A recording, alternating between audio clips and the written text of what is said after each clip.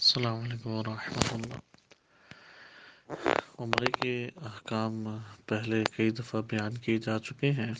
اگر ممکن ہو تو آپ ٹیلی گرام میں آڈیو سوال جواب میں اس کو ملاحظہ کیجیے انشاءاللہ۔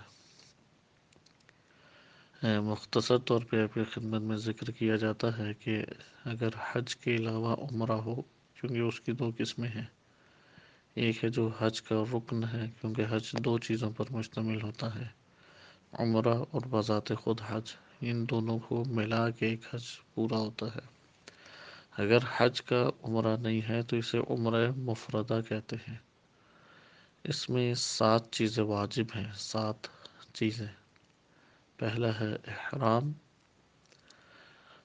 دوسرا ہے طواف، تیسرا ہے نماز طواف، چوتھا ہے صفا و مروہ کے درمیان سعی، پانچواں ہے تقصیر یا حلق، کہ تقصیر حلق، اگر تقصیر اتنا بھی کافی ہے کہ ناخن، بعض انگلیوں کے ناخن کاٹ لیں یا سر کے کسی بھی حصے کے تھوڑے سے بال کاٹ لیں۔ اور چھٹا ہے طواف النساء، اور ساتواں ہے طواف النساء کی 2 رکعت واجب نماز۔ جب انسان حلق یا تقصیر کر لیتا ہے تو اس کا احرام اتر جاتا ہے۔ طواف النساء یا نماز طواف نساء کے لیے احرام کا بندھا ہوا ہونا ضروری نہیں ہے۔ احرام کے اندر 3 چیزیں واجب ہیں۔ نمبر 1، احرام باندھا جائے گا میقات سے۔ میقات ان جگہوں کو کہتے ہیں کہ جہاں پہنچ کے آپ نے احرام کو باندھنا ہے، اور یہ 5 مقامات ہیں ہمارے پاس۔ 5 مقامات ایسے ہیں کہ جہاں پر میقات ہم اسے قرار دیتے ہیں۔ بالعموم جو لوگ جدہ آتے ہیں، جدہ ایئرپورٹ، ان کے لیے میقات قرار پاتا ہے جحفہ کا مقام۔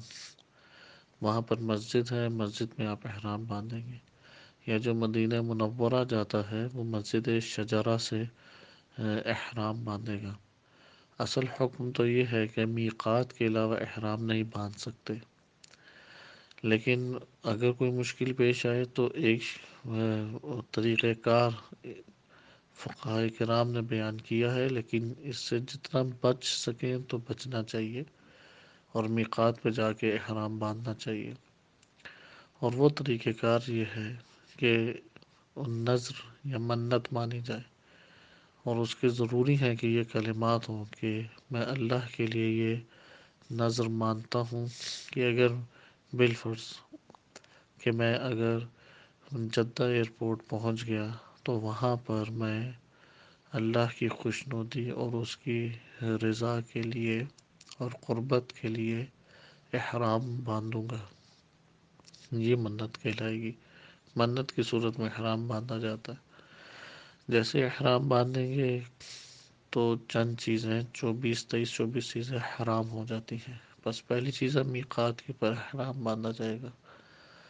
نمبر 2، احرام باندھتے ہوئے نیت یہ ہونی چاہیے کہ میں قربتاً اللہ اس کو باندھ رہا ہوں۔ اب اگر واجب عمرہ ہے تو واجب کی نیت آپ کریں گے کہ میں واجب عمرہ کے لیے احرام باندھ رہا ہوں، اور اگر مستحب عمرہ ہے تو نیت ہی یہ ہونی چاہیے کہ میں مستحب عمرے کے لیے احرام باندھ رہا ہوں۔ لہٰذا یہ نیت دل کے اندر ایک ارادے کا نام ہے، اس سے زائد نہیں ہے۔ نمبر 3 چیز یہ ہے کہ احرام کا کپڑا یہ انسلہ ہونا چاہیے اور پاک ہونا چاہیے۔ اگر اس کے اوپر خمس نہیں دیا گیا تو خمس دینا واجب ہے، ورنہ اس کپڑے سے عمرہ اور حج وغیرہ نہیں ہوگا۔ اسی طرح اس کا انسلہ ہو، یعنی احرام باندھنے سے یہ مراد نہیں ہوتا کہ جس طرح انسان کپڑے تبدیل کرتا ہے تو اس تبدیلی کا نام احرام نہیں ہے، لہذا یہ کر سکتے ہیں۔ مثلا میقات گئے مسجد شجرہ یا جحفہ کے مقام پہ، وہاں پہ غسل کیا، وہاں پہ آپ نے احرام باندھا، احرام باندھنے کے بعد مسجد میں آئے۔ اب جب آپ نیت کرنے لگیں گے تو وہی نیت جیسے پہلے بیان کیا ہے کہ وہاں پہ آپ نیت کریں گے، اور نیت کر کے آپ مثال کے طور پہ آپ نے دھوتی کی طرح پہنی ہوئی ہے، جس کو ہم ایزار بھی عربی میں کہتے ہیں، یا لنگی، اس کو آپ نے اوڑھا ہوا ہے، اور اوپر آپ نے چادر نما لی ہوئی ہے احرام۔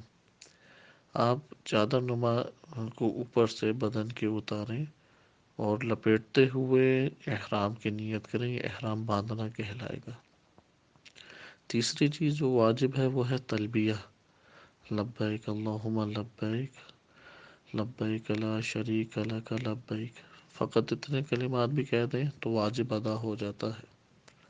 لہذا لبیک اللہم لبیک، لبیک لا شریک لک لبیک۔ آگے ان الحمد والنعمت، یا اس کے علاوہ جو دعا ہے وہ مستحب ہے، لیکن یہ واجب حصہ ہے، اگر آپ اس کو صحیح عربی میں ادا کریں تو ادا ہو جائے گا۔